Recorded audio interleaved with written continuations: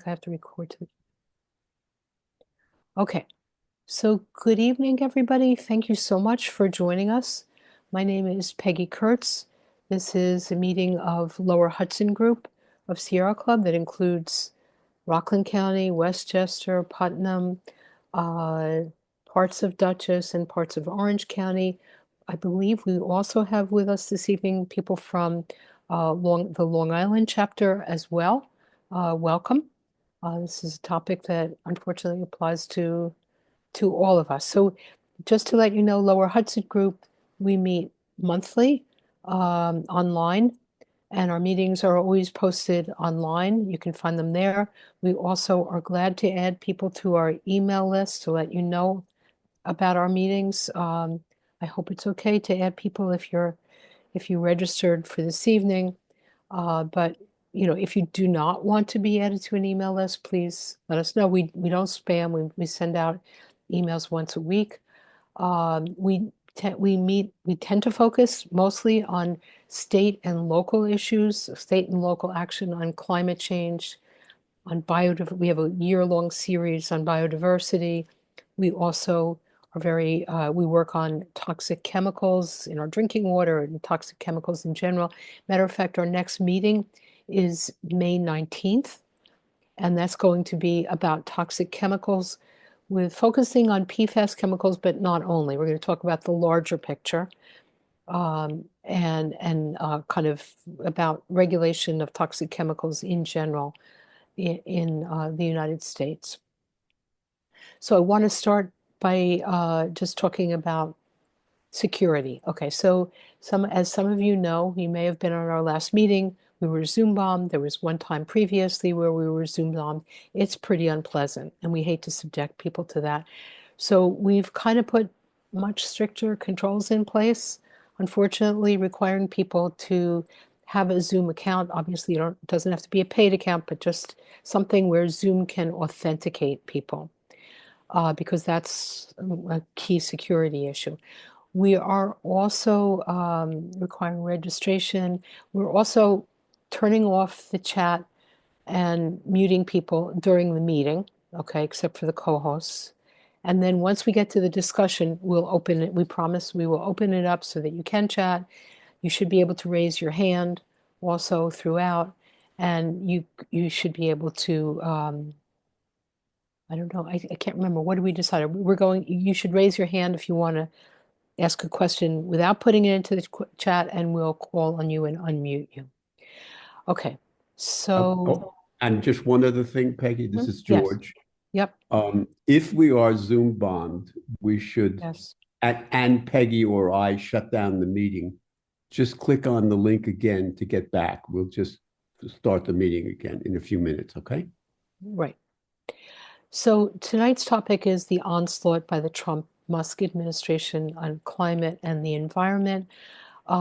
Most of us are very understandably focused, including the press, on Social Security and Medicare and cutoff of US aid. These tragic things that they're doing, the tariffs and all of the rest of the insane things that they're doing.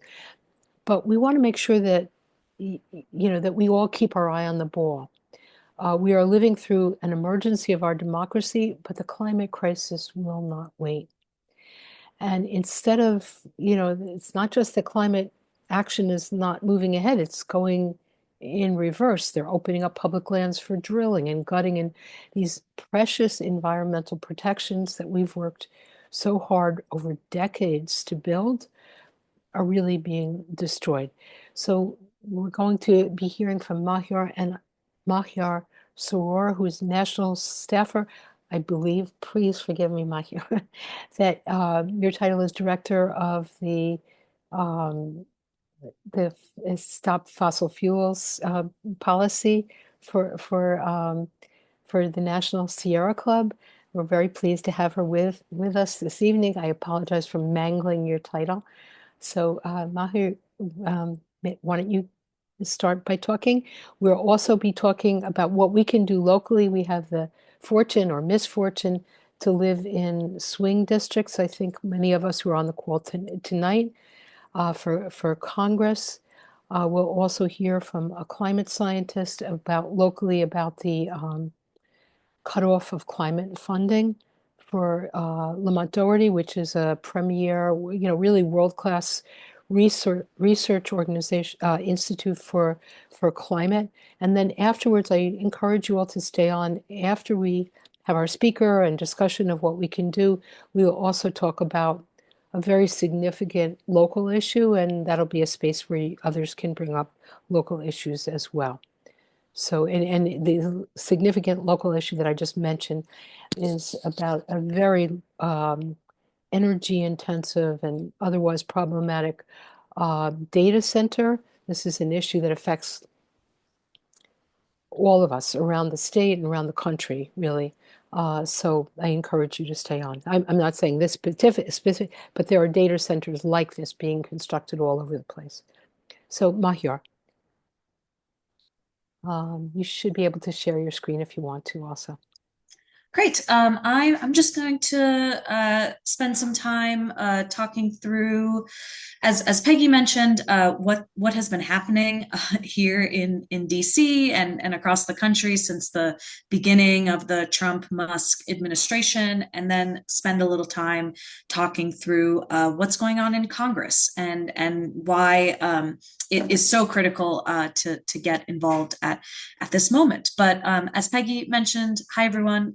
My name is Mahyar Sorour. I'm the director of Beyond Fossil Fuels Policy at the Sierra Club based in Washington, D.C. And really glad to see so many folks on the call today. Thanks for spending some time this evening hearing from me and ways that you can be taking action in this moment when it quite frankly feels like there's just a lot going on and a lot of really just terrible news. And so oftentimes it feels like the onslaught of terrible news that is hitting us sort of day in, day out. It is hard to sort of feel hopeful and hard to feel how you can have an influence or take action that makes a difference in this moment. And I'm here to say, I'm going to run through a lot of stuff that's happening in the administration that is a lot of really bad news, but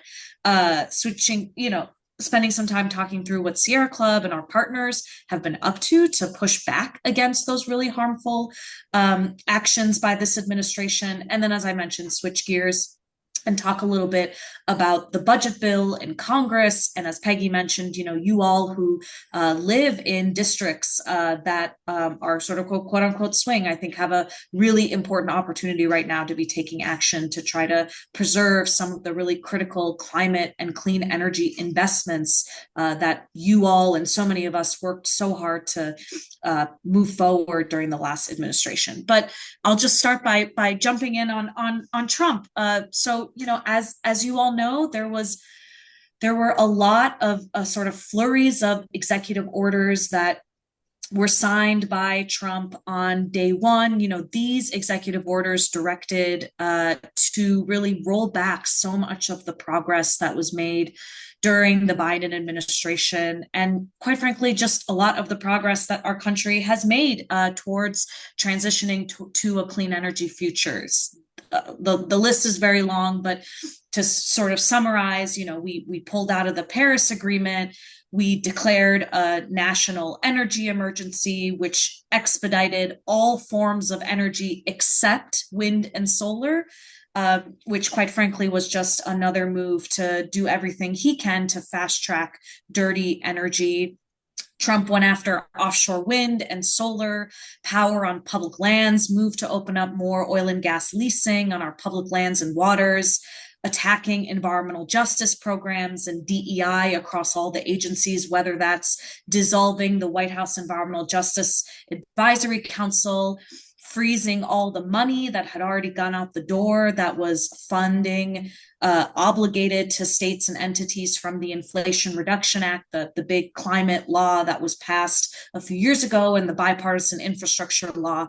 And the offshore wind ban in particular, I know has had a huge impact to folks across the country. We saw actually just last week, the Trump administration demanded a halt to construction on the Empire Wind project. That's an offshore wind project off the coast of New York. We know this project would have generated enough electricity to power over 500,000 homes in New York City. Unfortunately, Trump has directed Burgum, who's the new Department of Energy secretary, to halt construction on that project. We've seen other attacks, whether it's going after electric vehicles, the Endangered Species Act, the National Environmental Policy Act. One of the executive orders Trump signed actually revoked the Council on Environmental Quality's ability to issue regulations pertaining to the National Environmental Policy Act, now sort of pointing to each agency that has to do their own NEPA regulations by just following their standard guidance, which will essentially, we believe, create more confusion, more chaos, and a less effective permitting process, which, quite frankly, is counter to what this administration is saying they want to do, which is make the permitting process go faster. We know they want to. It's not about making the permitting process more effective. It's about gutting the staff at these agencies who are doing the work and doing everything they can to bypass bedrock environmental laws to fast track more oil and gas leasing and extraction across the country. So, right, like what do these executive orders actually mean?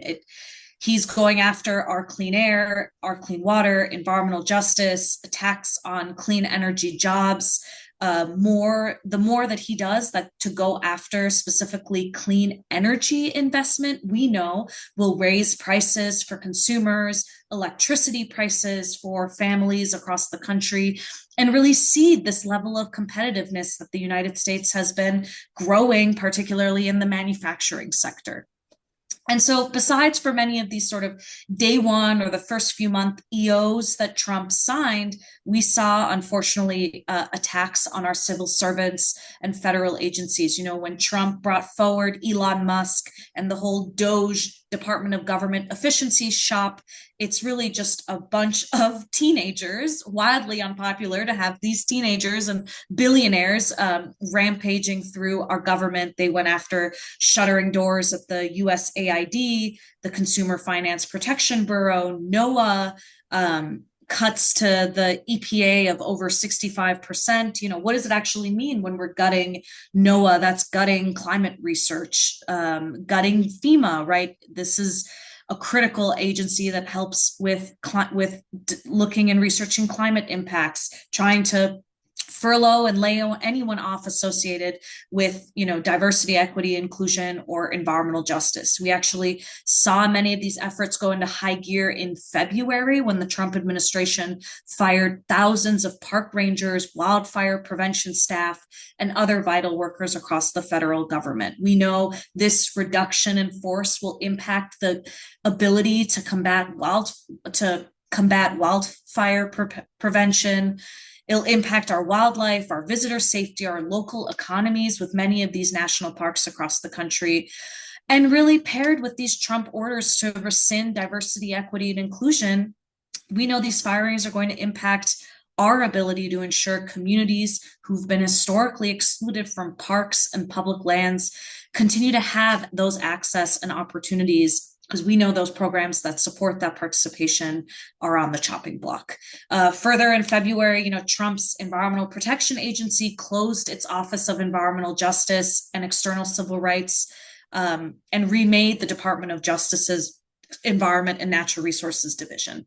So we know these mass firings, the gutting of these programs, the gutting of these staff in the Trump administration, in particular in the conservation sector, really is a goal of trying to give away our public lands and waters to corporate polluters and really undermine the institutions that we need to protect these landscapes and these special places. So in addition to the cutting of all these staff, we saw this freeze on all new pending regulations. As I mentioned, the illegal freeze the Trump administration made on the funding from the Inflation Reduction Act and the bipartisan infrastructure law. This is money, quite frankly, that had already gone out the door, that was already obligated towards entities and programs and states.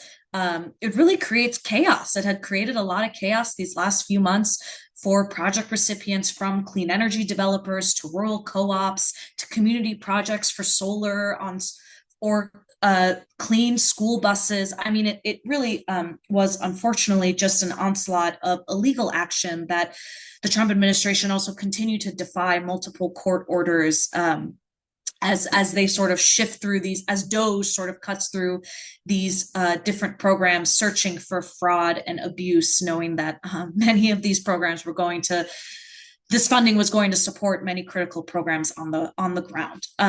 Just last month, we saw, in terms of the regulatory freeze across agencies, the EPA announced 31 deadly and dangerous actions, from attacking safeguards to limiting pollution from power plants and vehicles, methane and other deadly emissions from the oil and gas industry, mercury and air toxic standards, going after the greenhouse gas reporting program, regulating wastewater at coal plants, and many other critical protections for the environment and public health. These 31 sort of environmental protections that the EPA is announcing they're going to roll back, we know is going to have a huge impact on thousands of Americans that who rely on clean water and clean air. It's going to pollute the air and water in all of our communities across the country, and unfortunately cause our energy bills to go up more than they already are because of his disastrous policies.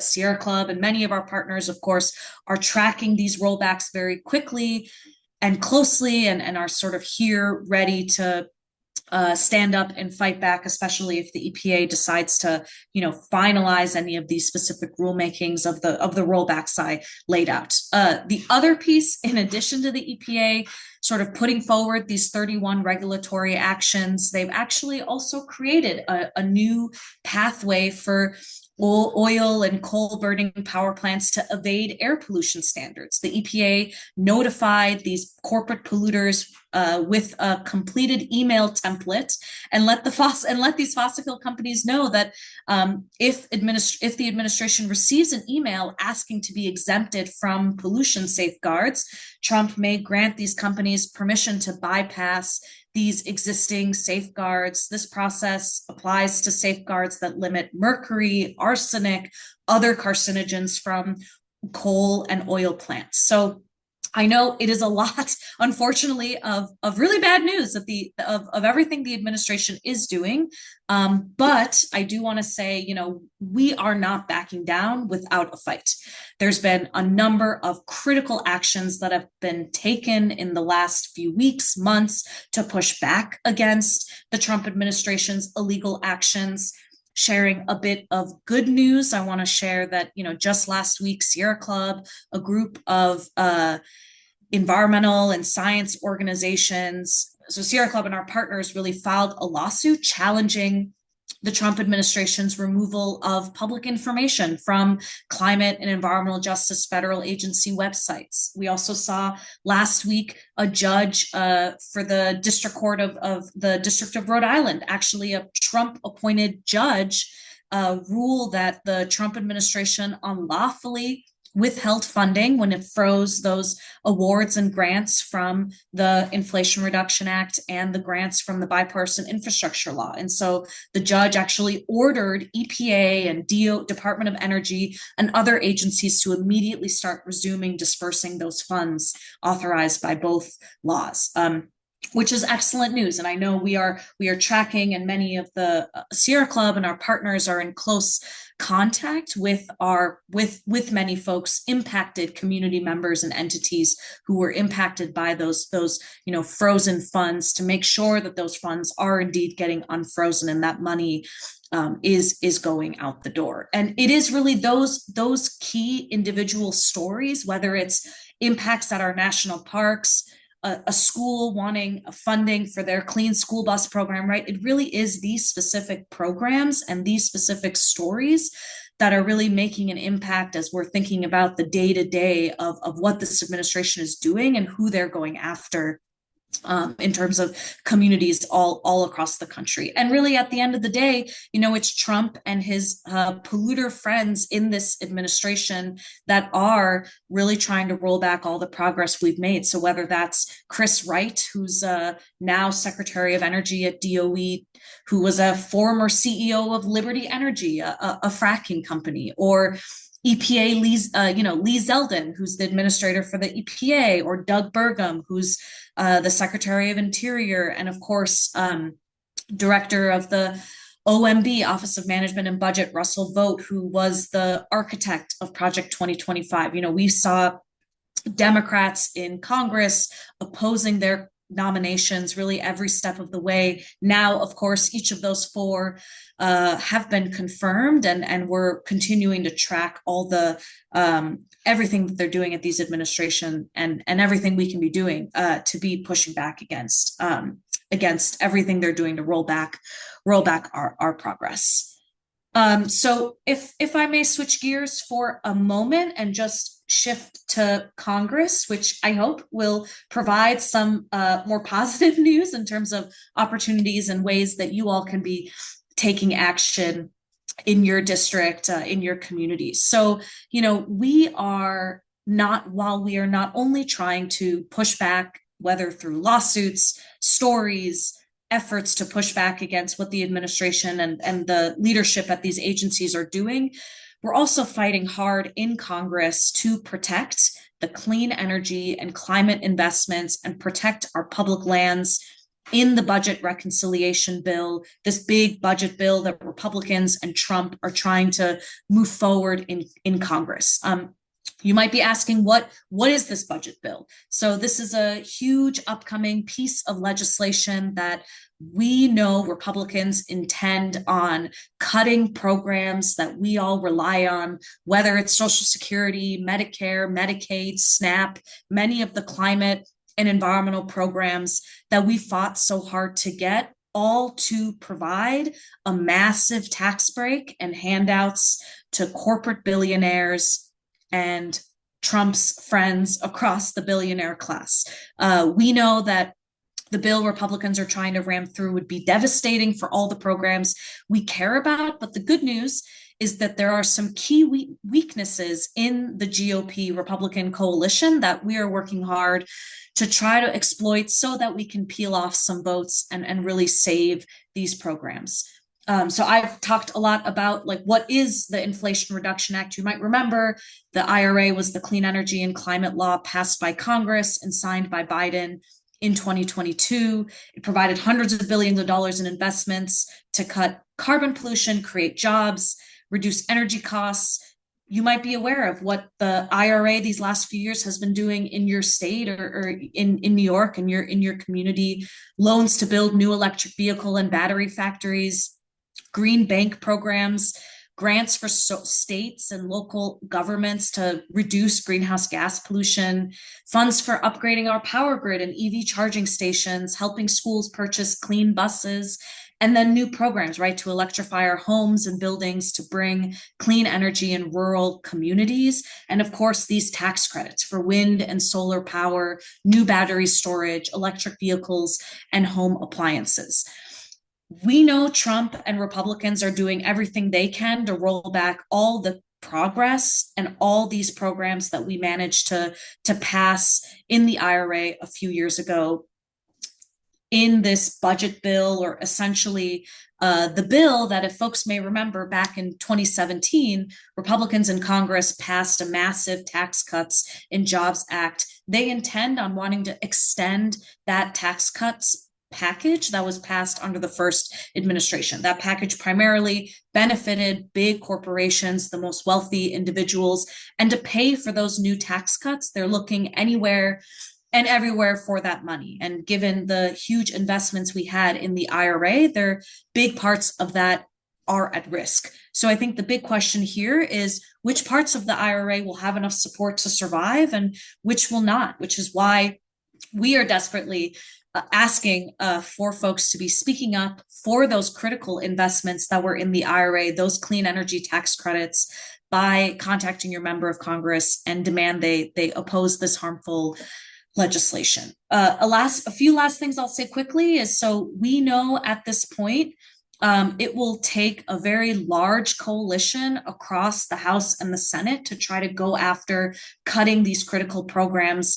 The composition of Congress at this point matters. So we have very slim margins in both the House and the Senate. So every issue that's being combed through these committees in Congress will really be under a microscope. And that's why, we've seen many of these investments spurred by the IRA in red states or red districts. That's why, dozens of House Republicans are actually on the record supporting some programs within the IRA, those clean energy tax credits. I want to actually mention we have a few New York representatives who are on this letter. I can put that letter in the chat for folks to see, but we saw New York reps Lawler, Garbarino, Molinaro, D'Esposito, Lalota, all signed this letter from the New York Republican delegation urging for these clean energy tax credits within the IRA to be preserved. So that means, right, the pushback that so many of you, so many companies, constituencies that are benefiting from the IRA really matter to these members of Congress. So in just a quick snapshot into where we've been, we actually saw right before Congress went on their 2-week April recess, they passed that first step in the budget reconciliation process. That's this budget blueprint. It essentially provides instructions to committees in Congress to start drafting the specifics of what's going to be in this massive bill. And so this resolution really tells these committees how much money to spend or cut.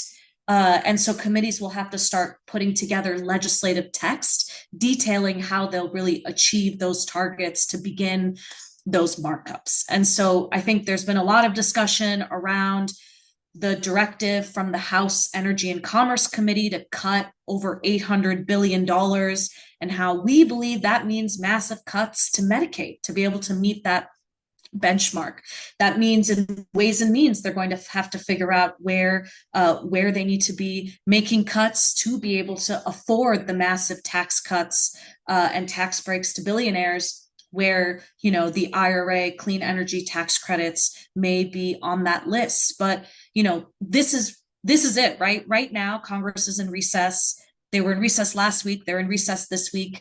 They're back in their home state and district, which is why, right, in this moment, outreach to Representative Lawler, others across the New York delegation who have already spoken out about why the clean energy tax credits, why these climate and energy programs within the IRA, some of it should be protected, means that this is a critical moment for folks to be continuing to keep up the pressure so that these members of Congress, when they're back in district, really are hearing from you and hearing from their constituents of why they should oppose this harmful budget bill and why cuts to these programs we care about, cuts to climate and clean energy shouldn't be on the table. So I'll stop there, and I think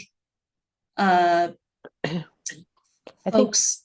Oh, yeah, go I ahead. think Gabe was going to speak, but I have a question for you. Sure. First, before we go on to the next item, and that is, how does this budget that you're talking about, what is it that they just voted on? They voted on something to do with the budget. Did they vote already for cuts to Medicaid, Medicare, Social Security, all of that? And the EPA 65% cuts, did they do all that already, or is that still to come? So it's two separate. So the cuts to EPA are part of the appropriations process, the bill to fund the government. And so that bill, so Republicans and Democrats in Congress, to avoid a government shutdown, last month ended up passing a continuing resolution, which essentially extended government funding for 7 months. That didn't touch the EPA cuts yet, although we do anticipate when Congress comes back, they may want to move on another package that specifically tries to target EPA and other agencies. But the budget reconciliation process, which is where they just voted on that first budget blueprint before they went on recess was only so there weren't any policies really in that legislation yet. So like we what we saw were just budgetary values, just the instructions that were provided to the committees. So now that like they will come back from recess next week, they'll actually have to start writing the specific policies in each of their different committees. So the House Energy and Commerce Committee will start drafting their part of this big bill. That is where they're going to have to figure out where they need to find those $880 billion that the resolution directed them to make cuts. That's where we think they're going to be putting language in to cut Medicaid. So it really is that the process is they have to pass a resolution to then decide how much the money is going to each of these committees, and then they'll start drafting the specific policies, and then they'll have to vote on those policies. So basically, each committee, whether it's the Ways and Means Committee that deals with taxes, Energy and Commerce that deals with energy issues and healthcare, they have to put all of those pieces together and then vote on one big bill, which is where the policies will be.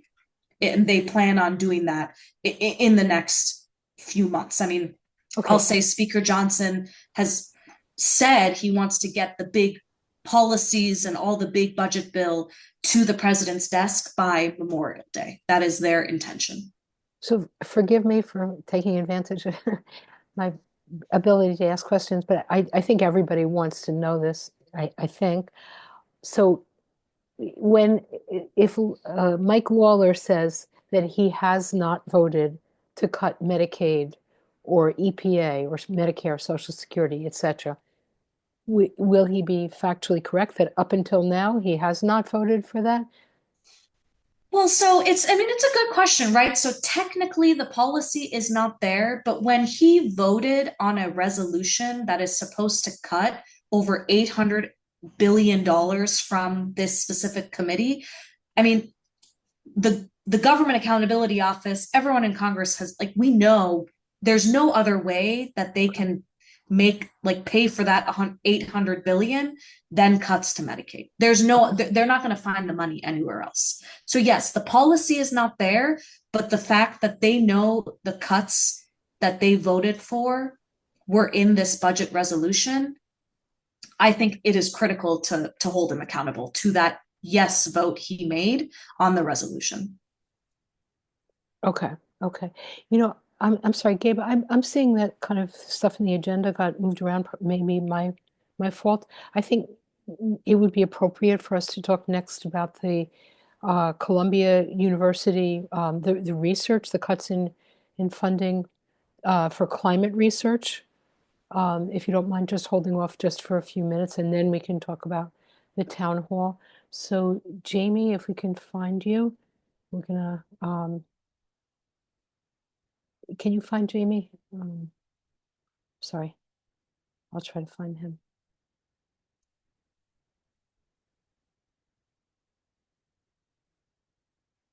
Okay. James Ross? Yes. Okay. So, Jamie, I'm going to make you a co-host. Okay. I think that should work. Okay. So Okay, great. you Thanks. should be able to speak now. So Jamie's going to talk about um, FUT. So as some of you know, maybe many of you know, we are privileged to have in Rockland County really a world-class climate research institute, part of Columbia University.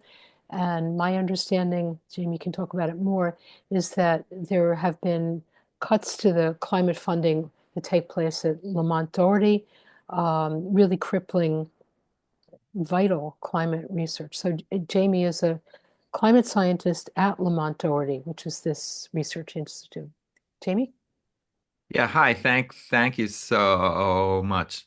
Yeah, just to be clear, actually, I do work at Lamont Doherty Earth Observatory, which is, as Peggy says, is the Earth Science, Oceanography, and Climate campus of Columbia University, and we're located here in Rockland County. Just as a little blurb, every October we have an open house. So if you're interested in this kind of science, you should check out our webpage and come by. We'd love to see you. Um, just for the record, I'm not actually a climate scientist. I work in an environmental science group. We tend to partner with health scientists to measure exposure to individuals to toxic chemicals or to airborne particulate matter. And the health scientists use the information we gather with the information that they gather to understand what causes what diseases and how dangerous everything is, if that makes sense. But yes, to talk about the funding cuts, it's one of the things that the administration's doing now, along with all the other crazy stuff that we just discussed, is cutting funds to academic research. And they're doing it in a fairly broad way. My own experience at Columbia at Lamont. Oh, just I should say I'm a technical staff there. I'm not a professor, so I have a somewhat limited view. The professors tend to have a more broad view, but I'll tell you what I know. Hopefully it helps. Um, this first started happening in February, where the federal administration announced it was going to cut something called ICR to a National Institute of Health grants. That's NIH, pays for cancer research and all other sorts of medical research. There's a lot of medical research in the United States paid for by NIH. And what that does, ICR is the money that goes not to pay the researchers, but to actually pay the institution where they work. So it pays for the buildings, for the upkeep, for the infrastructure.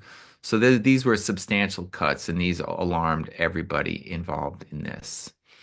And then on March 7th, the federal administration specifically announced $400 million in cuts in NIH and related grants to Columbia University in particular. And that was a real shock to us.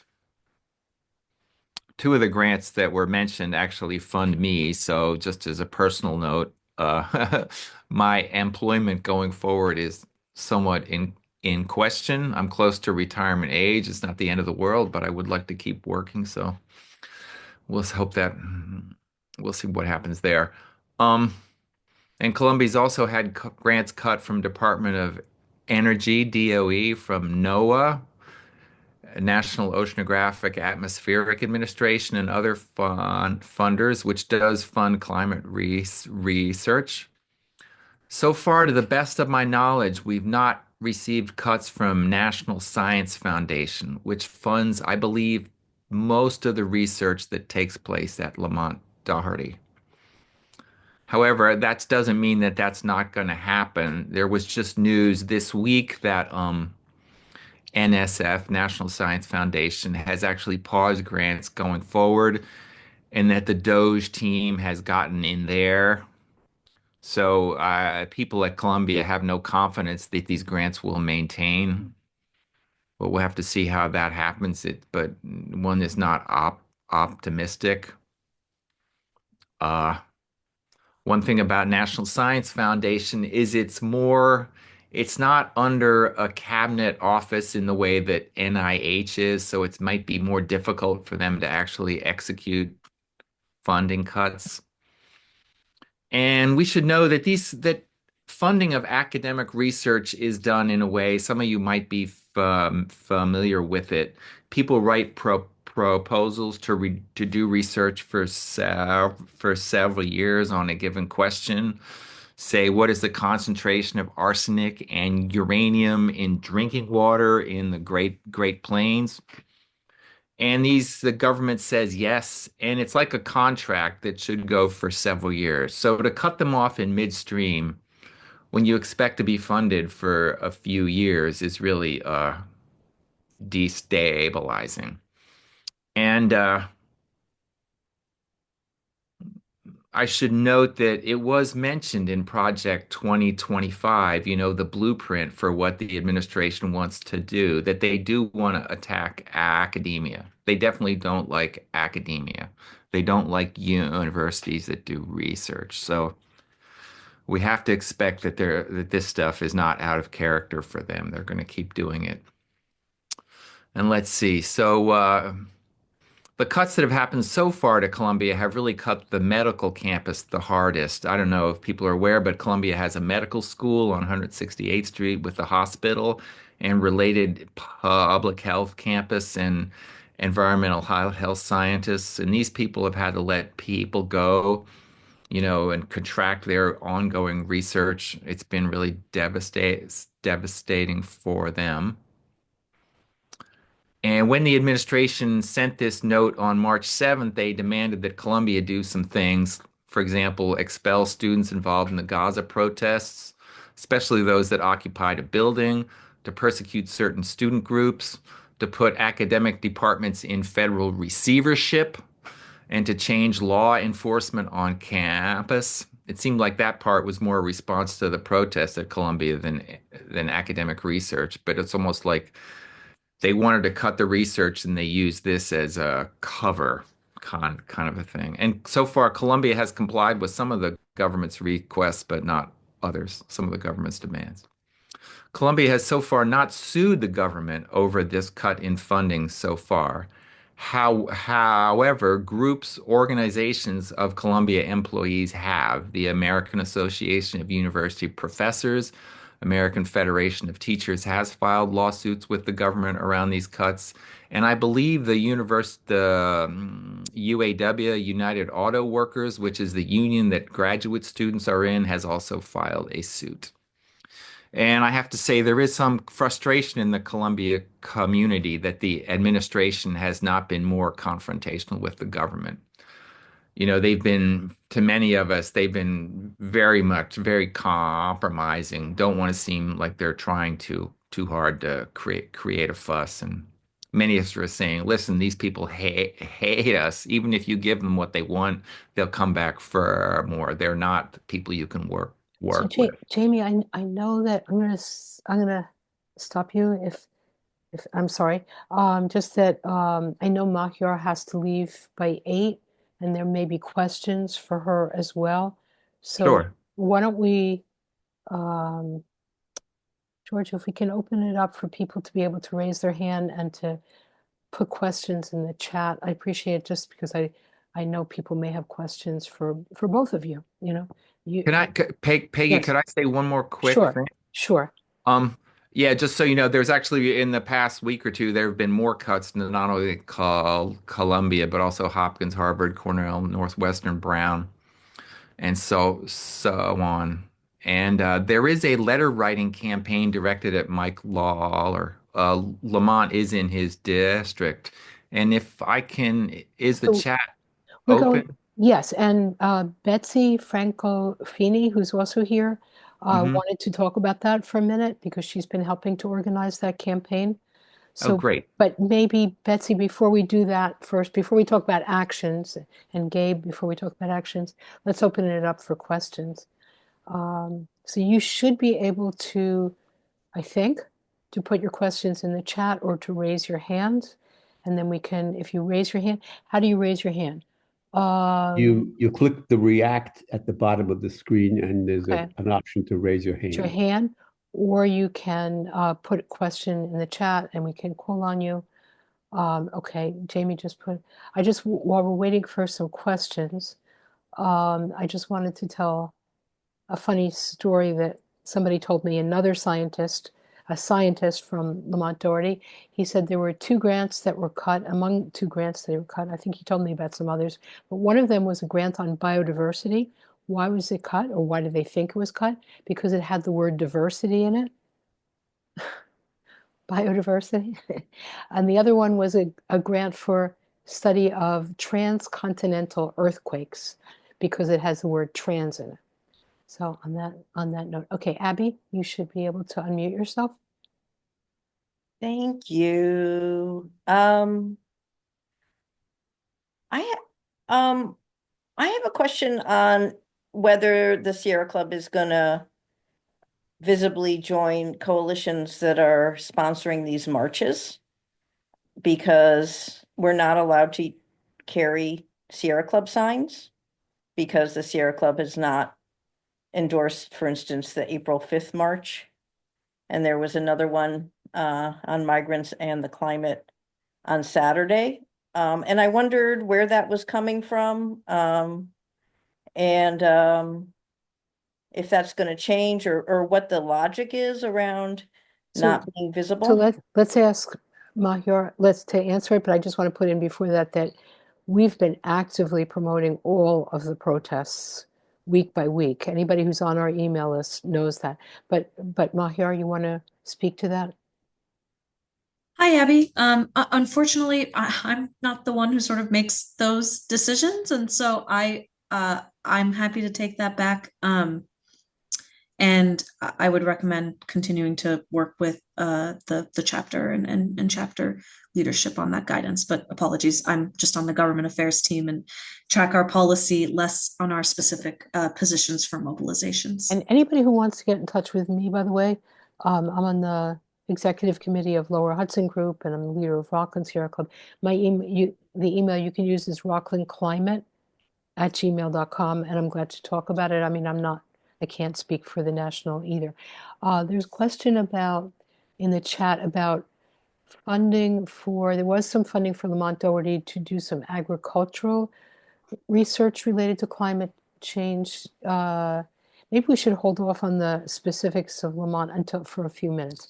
Let's keep the questions first for Mahyar because I know that her time is limited.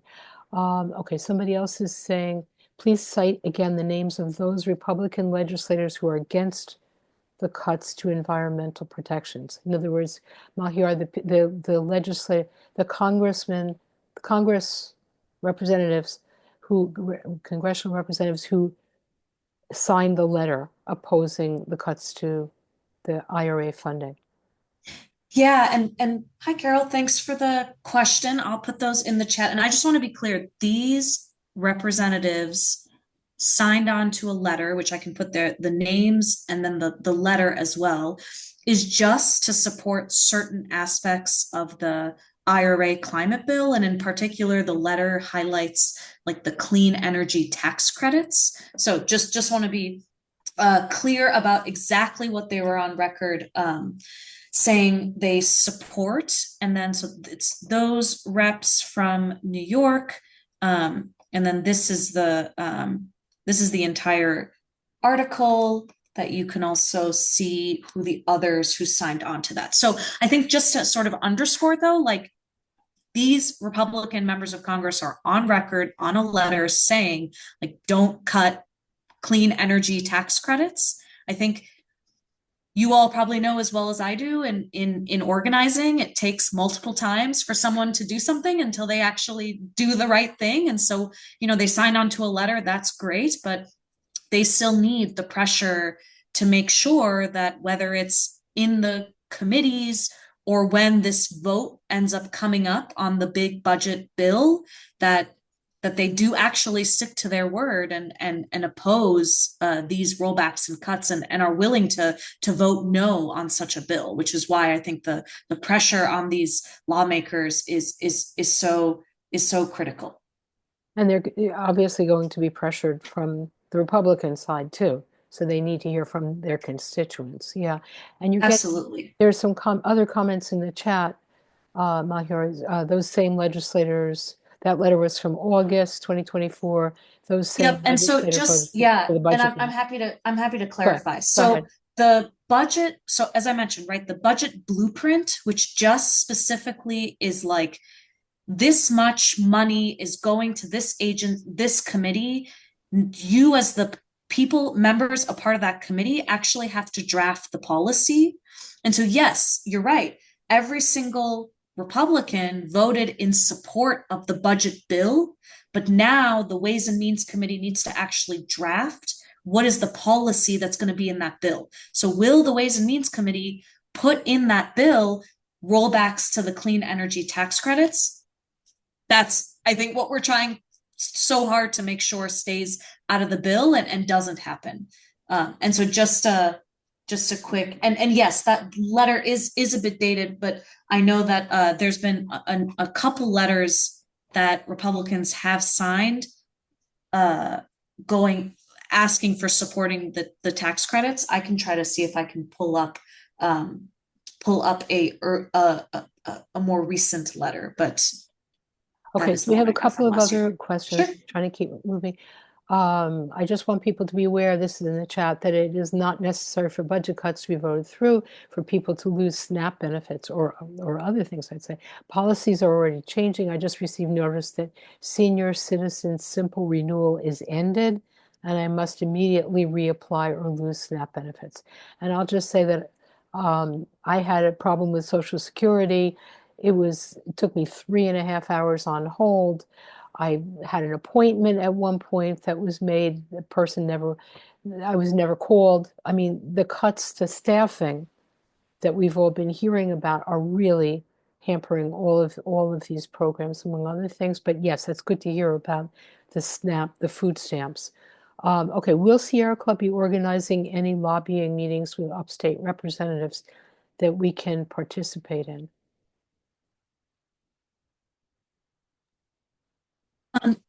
Gabe, this might be a question for you, or And I think we will be talking about the town hall and all of that, but yeah.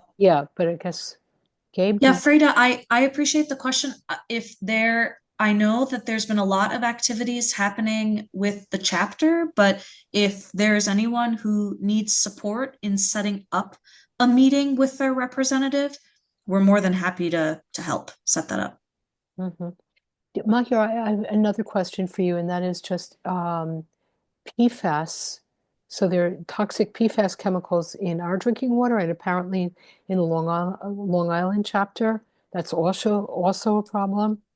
And EPA had just issued new regulations that were just about to go into effect. Do you know anything about the status of those regulations, where that stands? Because I had heard that they're threatened. Yeah, I mean, unfortunately, those regulations among many across EPA have been put on hold as a result of these numerous like Trump EOs. So I think the thing we're trying to figure out right now is like, will they plan on actually putting forward rulemaking to roll back or make any revisions to that one? I just haven't seen any updates in in sort of the last few weeks on it. But I'll keep checking on PFAS because I know it's a Okay. top And we priority. have a couple of other comments in the chat, questions, latest on the news on national park cuts, etc. Yeah, so Jennifer, as I mentioned, unfortunately, I mean, right? So as I mentioned, right, there's been a ton of cuts for staff at these national parks. Actually, Sierra Club and some of our partners joined a lawsuit continuing to push back against those cuts, knowing that, right, it's these staff who are doing the great work at our special places across the country. But I mean, unfortunately, we're seeing cuts not only at our national parks, but at pretty much every level of agency across the country at this point. And And I'm not sure which animal protection legislation you're referring to. If you have like a bill number or a name, I'd be happy to look it up. okay, and Brenda is asking about, well, she's saying, commenting that they're changing the definition of harm to endangered species to mean taking only. So environmental destruction of habitat, it will really be opened up. It'll open it up to wildlife destruction. Yes, our conservation campaign and team are closely tracking all of the cuts we're seeing, not only at Fish and Wildlife, Mhm. but also NOAA. So no, thank you for flagging. I just want to repeat again that you should be able to ask questions in the chat, but also to raise your hand, which you can do by clicking the react. If you click for me, it looks like 3 dots at the bottom of the screen, and then click on react, which is with a heart. Raise your hand, and then we can unmute you. Okay, we're going to talk, Evelyn, we're going to talk more about actions in just a few minutes. Other questions from Mahyar before she goes? Do you want to, if there are not questions from others, talk a little bit more about the lawsuits that Sierra Club is involved with? I think I believe that Sierra Club was among the first organizations to file lawsuits. I think I remember hearing that. Yeah, and I flagged two of them in my remarks, but I'll post them here. So as I mentioned, we just last week joined our partners at Public Citizen and a number of other organizations to actually file a lawsuit challenging the administration's removal of public information from the climate and environmental justice federal agency websites. We actually also joined a lawsuit against the illegal firing of staff at these national parks. I have links to both of those. I can put them in the chat shortly. Okay. Um, okay. Any other comments about or questions for Mahyar about Sierra Club? I mean, I guess I just want to comment, and I'm not a staffer, I'm just a volunteer, that, as we know, the Trump administration will use anything to target it. For example, to remove nonprofit status or to file lawsuits against these organizations, which can cost them millions of dollars to fight.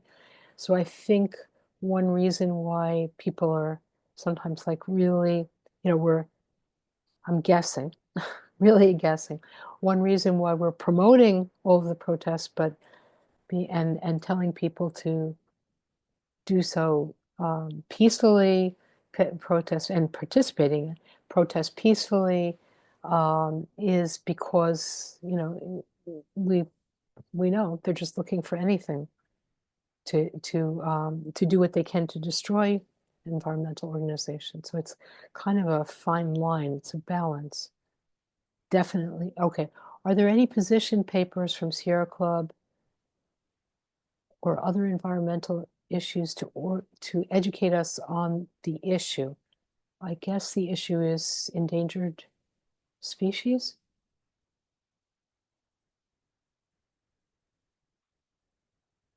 Freda, do you want to say what? And I know that she has to leave in a few minutes. Is there a scorecard of sorts available online that we can refer to that lists the environmental actions that's a great idea.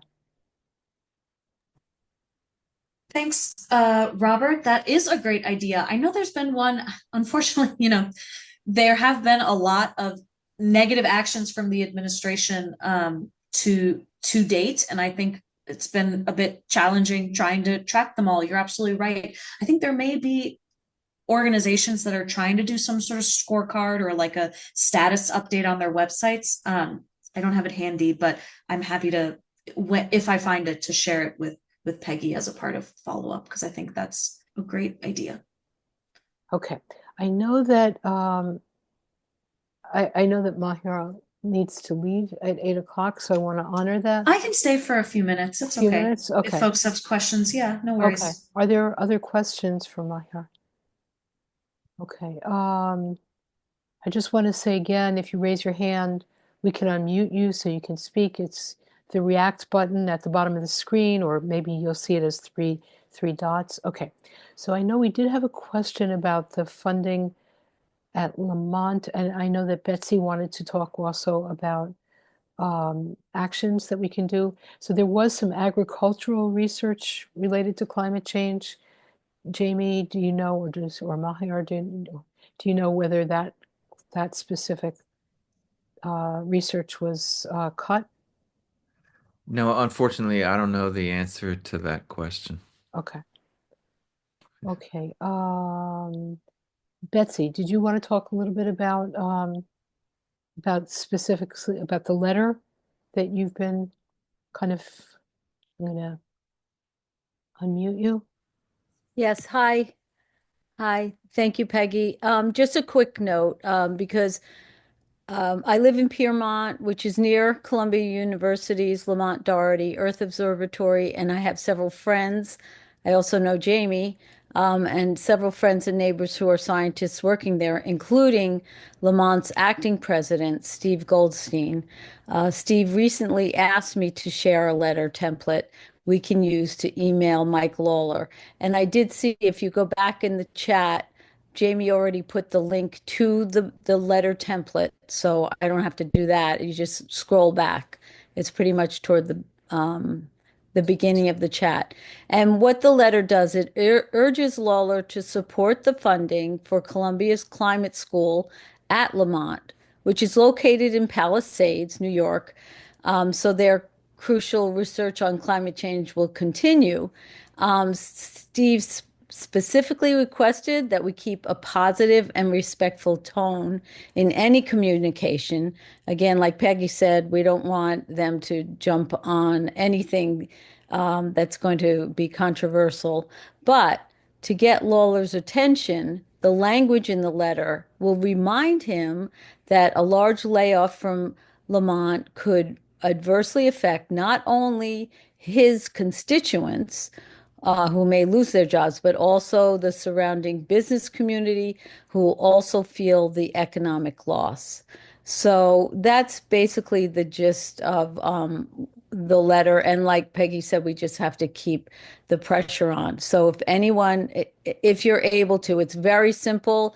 You can personalize the letter.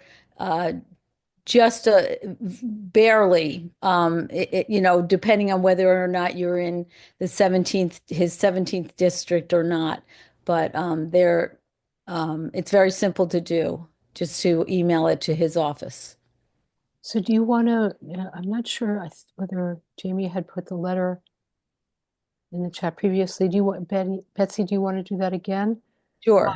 I want to encourage people to call his office. Take the letter, look at it, just pull out a few talking points.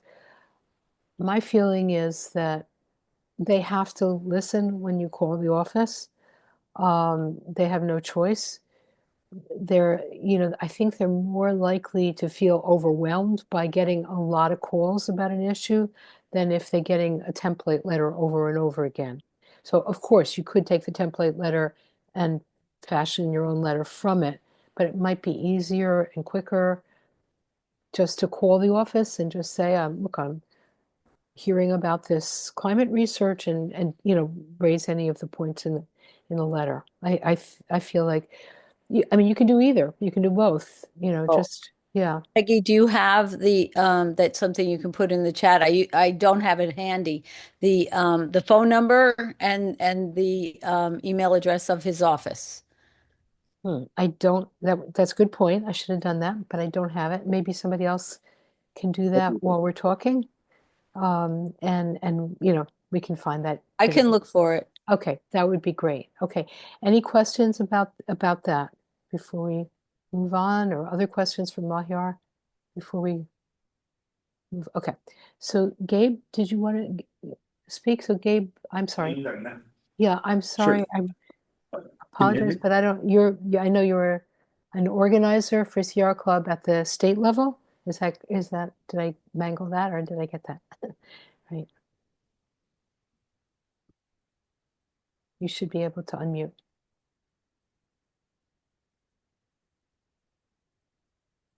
Oh, hi, can you hear me? Yes. Okay, awesome. Sorry about that.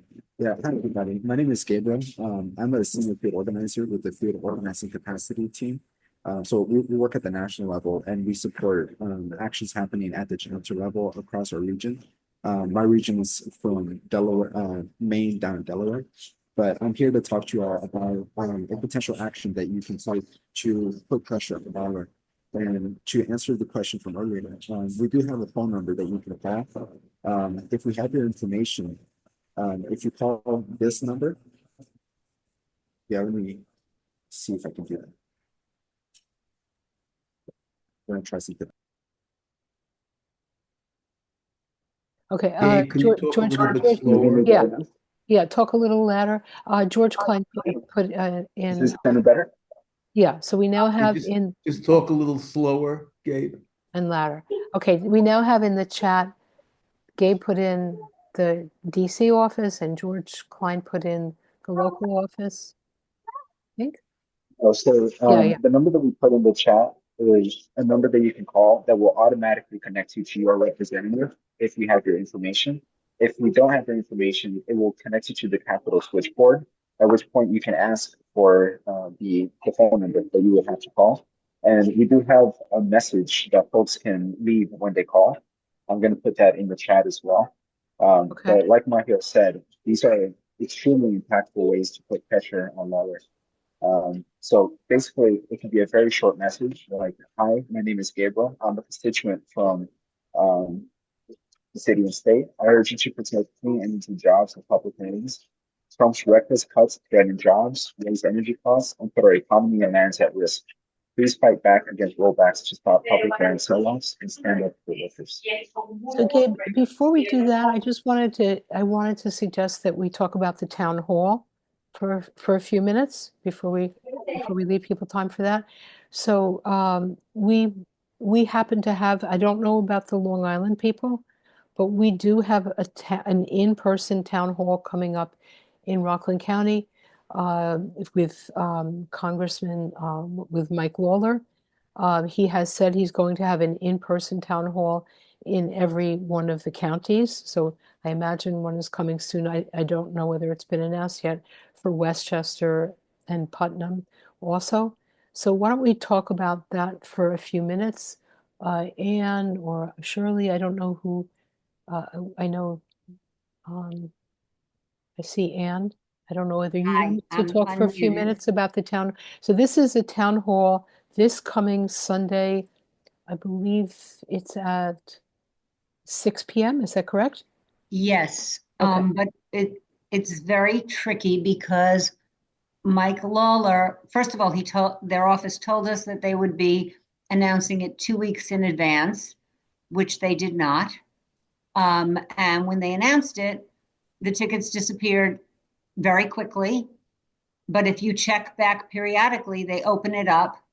I mean, he is very big on controlling what happens. We know that. So if you think that if you live in the district, you have proof that you live in the district and you don't have a bag with you, you're not allowed to bring a bag or a sign. You can keep trying the link. Some tickets opened up tonight, but two, what we're urging you to do is come to the town hall location, which is Clarkstown South High School in West Nyack, and get there early. The town hall is called for 6. The doors supposedly open at 5:15. Get there at like 3:30. Bring a sign if you'd like, because there is no guarantee that you will get in. Bring your ID, and we are planning to protest outside, hopefully right on the school grounds without obstructing ingress or egress to the building. But if we have to, we will move right off the school grounds. But so even if you don't get into the town hall, it would be great if you could spread the word and have people show up, because the protest is just as, can be just as important if we have a critical mass. And if you bring a sign and then you do get in, we'll take your sign. Don't worry about it. The other thing I just want to mention, just to back up, tomorrow, Lawler who has been very good at speaking outside of the district, is going to Manhattan University in Riverdale. He's answering students' questions at Kelly Commons.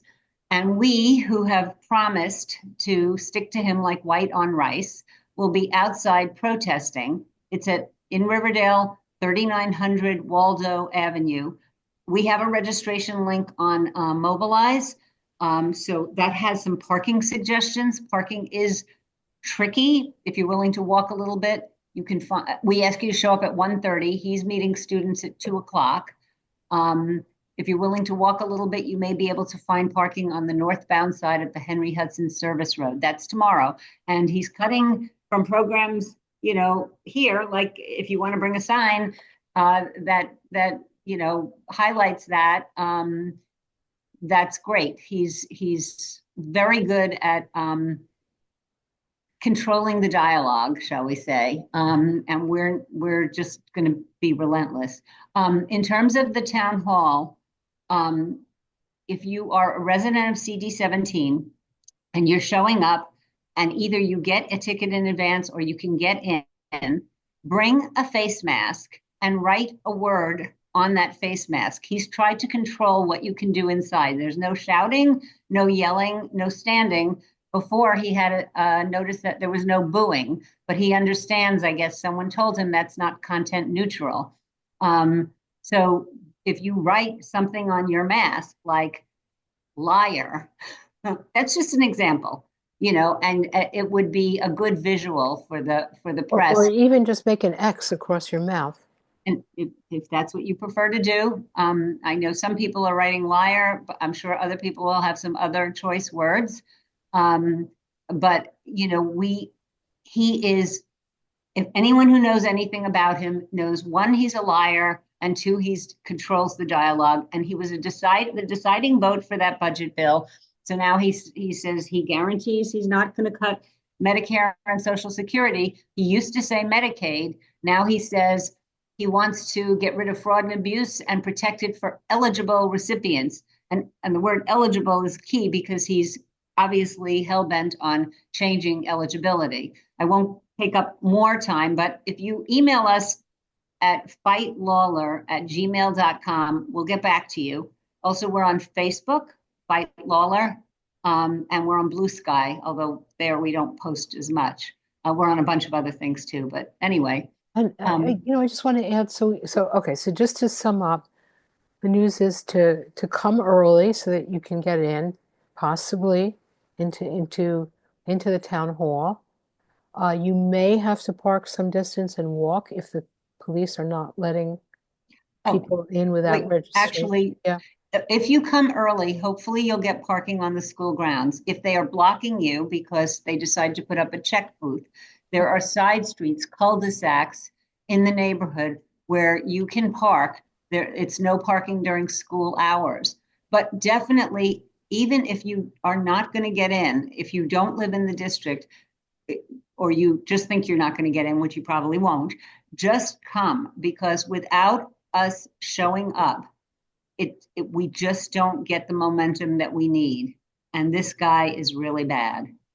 And it's a protest is what I'm saying. You can either email fightlawler@gmail.com, or you can email me, rocklandclimate@gmail.com, for the link to sign up for the event.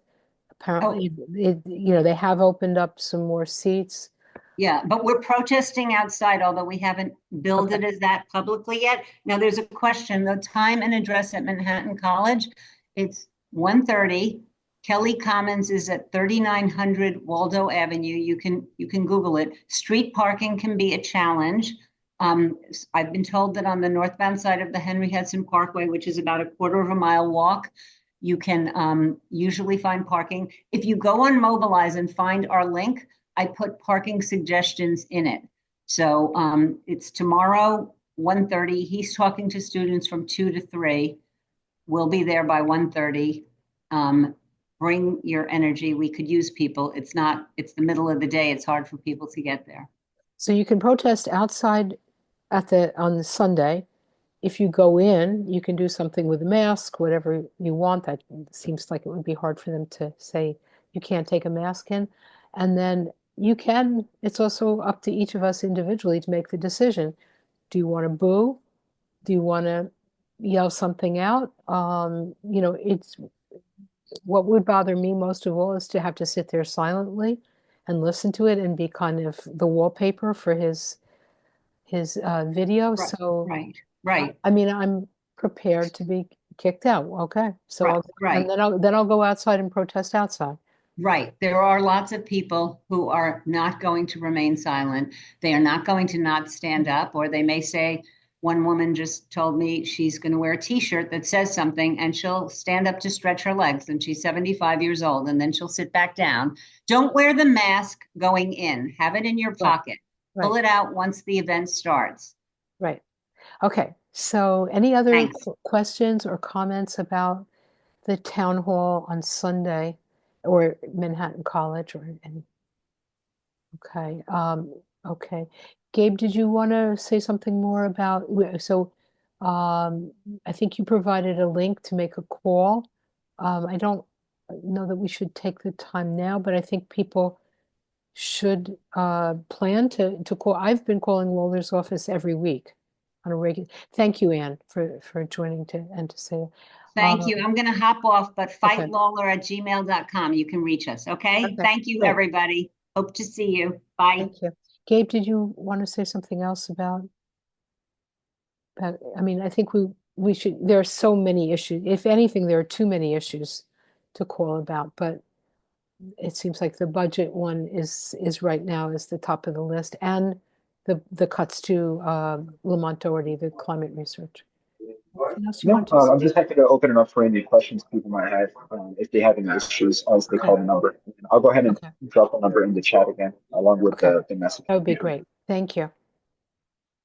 Any other questions for Gabe? Okay, if not, then or for, well, Mahyar is left by now. Okay, so it's 8. Sorry.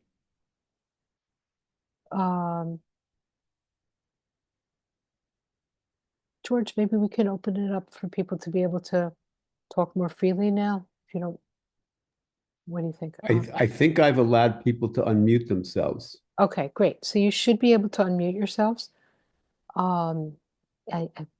So, okay, we want, I know there's one specific local issue that we want to talk about. I just want to say before that we've been following, the Sierra Club has been following in Rockland County, the sustainability program that we fought for many years to get. And unfortunately, the sustainability coordinator recently resigned. So that's kind of a real blow to, I don't want to speak for her, but I'm sure it was a frustrating experience. Okay, so the next issue that we wanted to take up is a local issue. It is about a massive data center that's proposed for Orangetown in Rockland County. And I'll just preface this by saying that this is an issue that's cropping up not only all over the state, New York State, but as Chris, one of the people who's here this evening to talk about it, said to me today, probably all over the world. I mean, these huge data centers, very energy intensive, water intensive, etc. So, Chris, Matthew, Dave, if you want to unmute yourselves so that you can talk. Sure. Hi, yeah, I'm Matt Heinlein. I'm here with Dave and Chris, two of my neighbors, to talk a little bit about the data center in Orangeburg. And as you alluded to, Peggy, really the data center issue that we see more broadly. We really see significant negative ramifications for the entire region as a result of these data centers. We'll just hit on a couple of them quickly today. So as we mentioned, the data center being built right now is by a company called DataBank, and it's in Orangetown, New York. This is phase 2, they're calling it, and they're calling it that because they've already built phase 1, which is they call it the sister data center, or almost an exact replica of the one that's being proposed to be built now. To give you just a sense of scale here, this is an 150,000 square foot project. It'll be 4 or 5 stories high, 60 AC units on the roof, 12 generators running outside in an equipment yard. And critically, it's going to require 40 megawatts of power to operate. So combined with the sister data center, that's 80 megawatts of power. Just to give you a sense of really what that means, that's the equivalent of adding 80,000 homes to the electric grid, which compares to about 109,000 homes in Rockland County in total. So I think if people really understood just the sheer magnitude of the power requirements of these data centers, it'd be getting a lot more publicity. And as I mentioned, this is really only just the tip of the iceberg. So these 2 data centers will be 80 megawatts. We know of another one from JP Morgan in Orangetown that's 24 megawatts. And Orangetown has actually just recently gone under LOI for 8 acres, very close to where these 2 data centers are being built. for another company that wants to build a data center. So this is going to continue to be a very large issue for the region. So again, this is in New York, but this will have a large negative impact to a broad group of constituents in both New Jersey and New York. It's right on the border.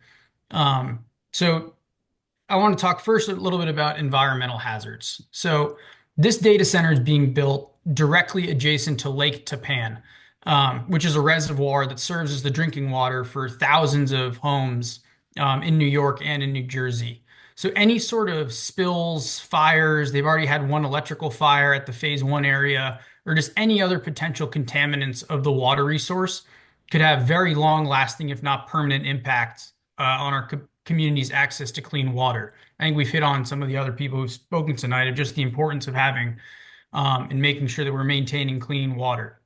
A facility of this type and scale really should be built significantly further set back from a watershed area and from Lake Tapan that is directly adjacent to.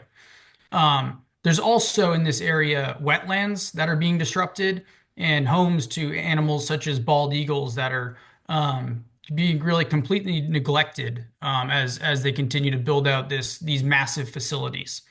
Further on the Lake Tapan issue is just the amount of water that is required as data centers require a massive amount of cooling basically for the computers and such inside of the data centers. In data centers of this size that we don't know the exact amount yet, but they typically require hundreds of thousands of gallons of water for their cooling. So along with potential contaminants of the water, that's also just a significant pull on what we know is a very scarce resource in our area.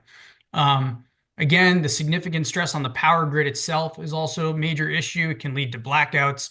And frankly, it will also almost certainly lead to significant increases in utility bills and water bills for constituents of both New York and New Jersey if this is allowed to go forward and be built. So again, I'm happy to dive into more detail on any of those issues, but at this point, we're really focused on trying to get support from government or other local authorities. And I would just highlight that timing is really critical for us here.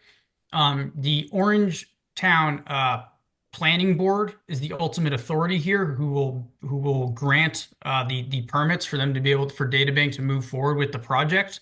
We don't know exactly when their next meeting with DataBank will be.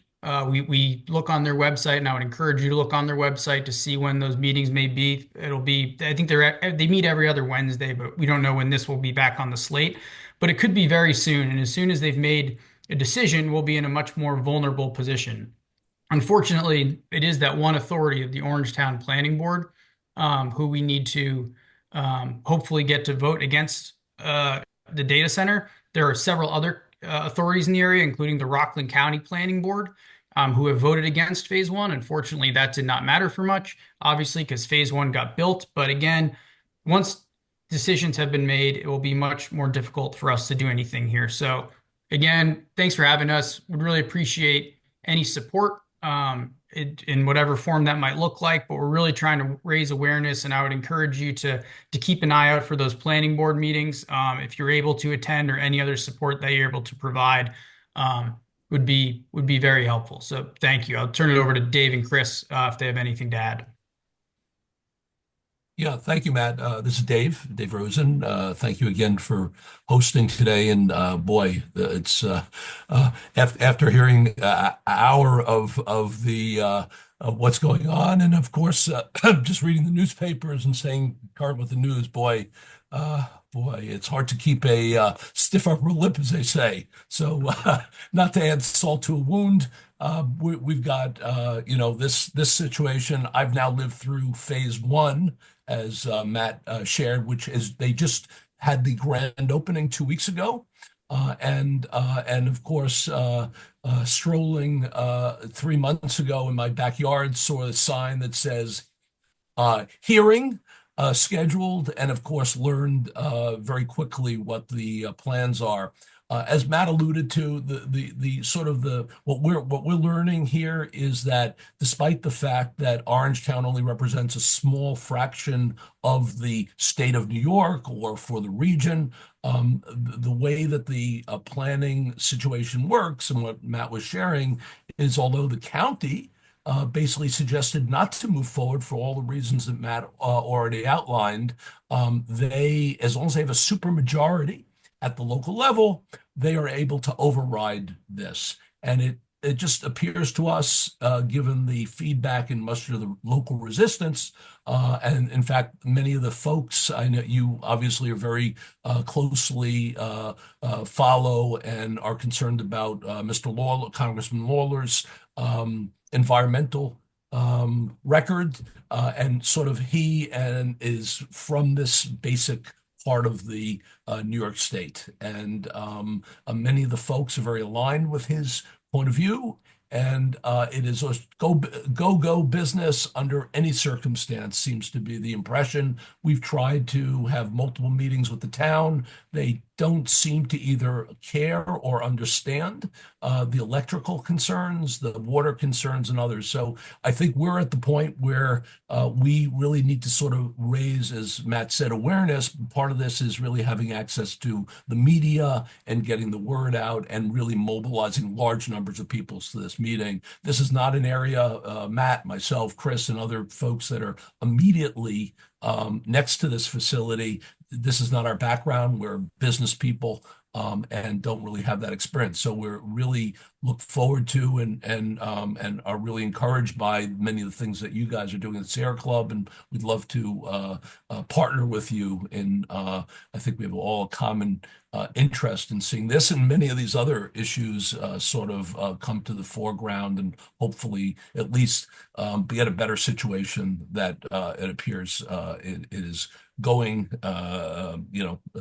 as it appears today to be, unfortunately. I'm pulling my hair out. So anyhow, with that, I don't really have anything else to add. I don't know if Chris is still on the line, or if Chris, if you're on the line, feel free to add anything. Now, I have a couple of questions. First of all, how can people get in touch with you? Dave, Matthew, Chris, any of you? Sure. To Well, we get can more put our information? emails and telephone numbers in the chat. That would be happy Okay. to. Yes. Okay. Okay. Okay, that's one thing. Another one is, what is the status? So have they done an environment? Oh, I see there's also a question from Freda. Freda, go ahead. Why don't you go first? You should be able to unmute. Hi. I'm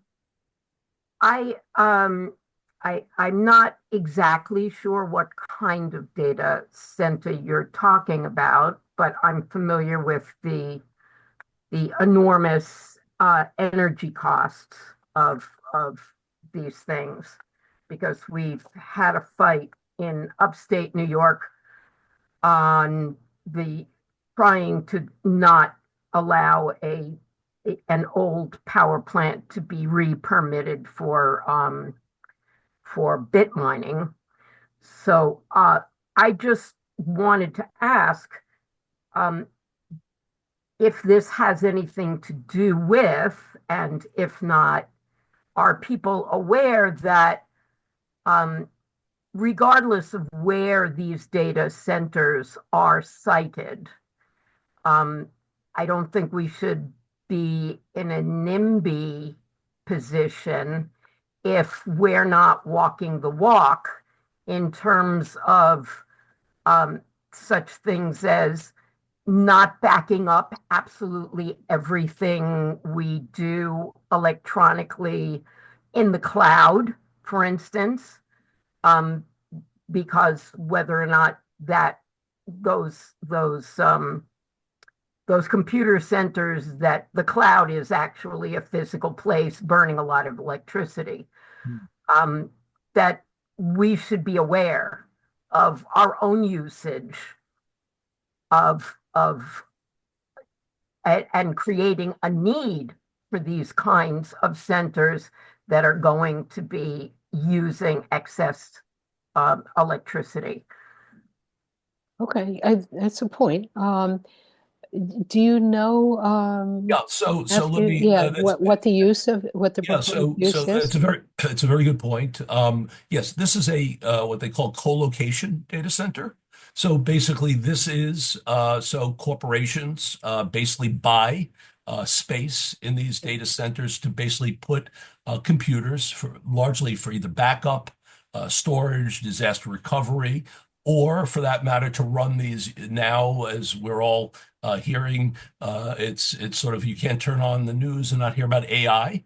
And so it consumes, as you pointed out, Frida, a tremendous amount of power, a tremendous amount of energy, and this is sort of the new gold rush that around the world this seems to be happening. Now, a lot of these huge facilities are being built out in desert spaces and in these large, you know, this is 150, each of these data centers 150,000 square feet. But I've read about like Elon Musk building like a million square feet, 2 million square feet. So there's a lot of activity now in this issue. We happen to be close enough to Manhattan where we are, and there is I believe a fiber cable fiber network that was built for the to service the JP Morgan data site, which is not far from here, that was built a number of years ago in the Rockland psychiatric area, if you're some of you may be familiar with, which is now also getting expanded.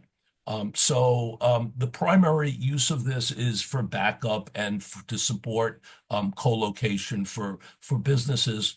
They've already, from what I've been told, and they just turned on phase one, they already are totally sold out for the phase one building, and which is why they have now proposed to build a second building of 150,000 square feet. Problem is, the environmental impact, they filled out for those of you who are familiar with this concept of SECRA, they filled out for phase one, a environmental impact statement, and they were able to fly through with a simplified statement because they determined that didn't have any impact on the environment. So you're talking about phase one, not phase two, right? Yes. So the first Okay. phase flew through, even at the objection of Rockland County's planning board, and now they are sort of trying the same tactic again for. Okay. So, okay, and last question, and then maybe we can see if people have ideas for you, other ideas. Uh, so the water is going to be used for cooling. Once it's been used for cooling, is it recirculated? I assume it's not once through cooling. But isn't the water then contaminated in some way from the pipes or Honestly, we chemical? don't, there's been Yeah. no discussion, and none of the documents that they've submitted to date have any data that we're aware of that even talk about the magnitude of the water, any additional information related to how much water it's going to consume, to what degree that water is consumed, how it will be recirculated. So there's been no discussion about that whatsoever, nor has the planning board asked about it, as far as we can tell. Just like there's been no discussion about how much energy really is going to be used and whether, in fact, this is Rockland Electric, which is a subsidiary, as we know, of Con Edison, whether they realistically have the ability to meet the demand during peak areas. This area is very prone to blackouts, both on the New York and New Jersey side. And so we have no idea what the impact is going to be. So questions or comments for Matthew, Chris, and Dave? I just want to add, hi everyone. We went to a town board meeting and we happened to sit next to Michael Mandel, who's the assistant director of the town planning board, and he offhandedly said that they're considering small modular nuclear reactors to meet all this demand that's not sustainable with the current grid. Wait, I'm sorry. And Kathy Hope, Who told you that? the assistant planning director, Michael Mandel, and actually Kathy Hochul in the past few weeks, she just initiated a study to look at the feasibility of bringing on these small nuclear reactors. They're not So, a trick to support the increase in electric demand that's forecasted to happen with all of these new data centers coming that are in the pipeline to be built in the state. so Michael Mandel is the assistant director of planning Orangetown. for Orangetown. Okay. Yeah. Marilyn, do you have any comments on that? Marilyn is our local expert on nuclear. Well, I can connect you. Marilyn, are you there? Okay. So maybe her attention is elsewhere right now. I can connect you all later on with Marilyn. She is very knowledgeable about everything nuclear. I mean, obviously, they're going to need they're going to need an environmental impact statement. There's no way they get through this Well, without that, well, they've even done without it. the small They've modular. done a simplified one, what they call a But that short. was just for phase one, you told me. No, for phase one, and they have submitted a similar short form for phase two initially. So now what we are hoping and what we're working towards, and we've hired an environmental consultant as well Right. as an attorney who specializes in this category of land use, to basically put together enough opposition to suggest that it should have a positive secra impact. Ergo, they would have to go through the full form, which would further delay the project as well as allow us to go through the process to find reasons why this project should either be scaled down significantly and or eliminated altogether. So I just want to explain, I think probably most people know when Dave says positive, what he really means is that the answer on the environmental assessment form, the simpler form, is that yes, there is an environmental impact. Not that it's a positive impact, but that it's a little bit like a medical result, you know. And, okay, somebody is saying in the chat, actually not a bad idea, can almost be put on trucks. I believe Manhattan College still has an operational nuclear plant, if you will. Again, Marilyn, did you want to comment on small modular nuclear reactors? Oh, thank you, Peggy. I couldn't get off mute. I can't get off. You have my video turned off. I can't turn my video on, and I couldn't. I don't know. There was a problem with the mute. Anyway, sorry for the mix-up. Small modular reactors. What I'd like to mention, I think, first is something that just came out, new executive order that just came out, and that is rolling the NRC into actually dismantling the NRC. And it puts us in a very awkward position because of all the years we've said that the agency is a captive of the industry. It's now like we almost need to come to the defense of the NRC, which is so ironic. But it would virtually eliminate all of the nuclear protections that we do have.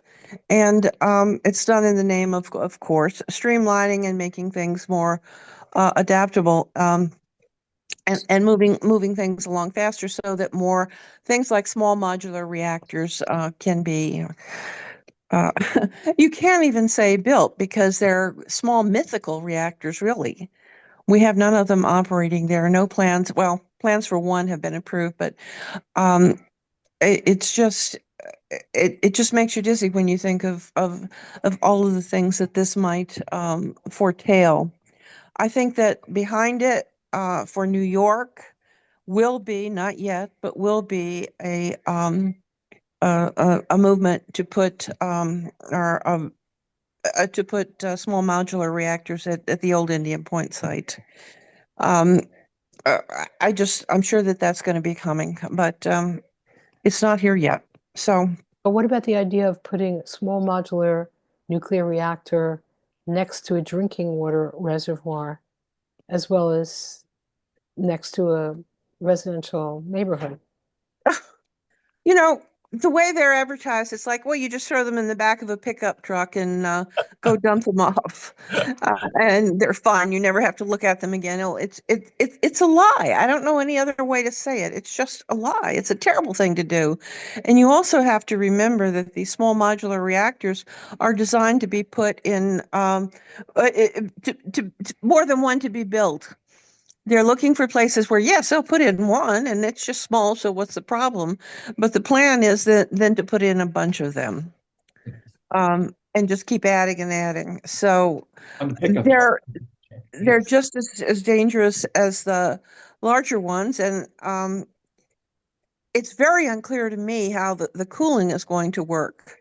The last I tried to look at the NRC regs, the NRC was still requiring cooling pools, and it's just very unclear. There's no way. There's no way that you can figure that I've been able to figure it out. So we just have to watch very carefully and see what's going to go on locally. I mean, the idea of putting a small modular nuclear reactor next to a drinking water reservoir just makes my brain explode. I don't know. It's just Well, yes, absolutely. Putting it anywhere makes my brain explode because we don't need it.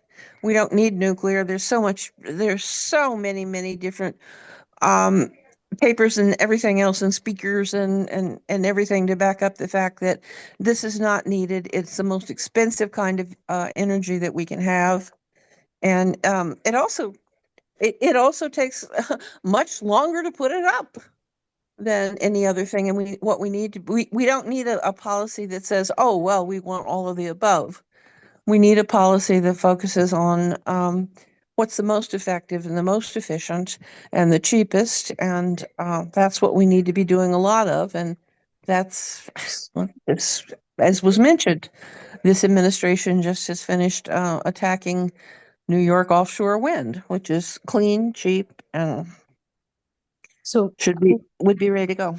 So it's almost 8:45. So I do want to stop to let everybody go. Matthew, Chris, Dave, do you want to put your emails in the chat that you want people to contact you? You can also contact me and I can put you in touch with them. My email again is rocklandclimate@gmail.com. And the three of you, I can connect you with Marilyn. As you can hear, she's extremely knowledgeable about nuclear issues, everything nuclear, and has been following it for as long as I know her, which is quite a long time at this point.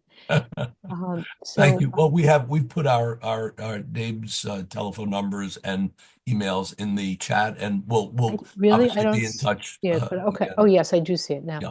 Okay, and it seems like the next battle for you is really to make sure that environmental that they must do an environmental a full review, a secret review. It just would be crazy not to. You should also connect with the chair of the Rockland County Environmental Committee, Beth Davidson. We can talk offline.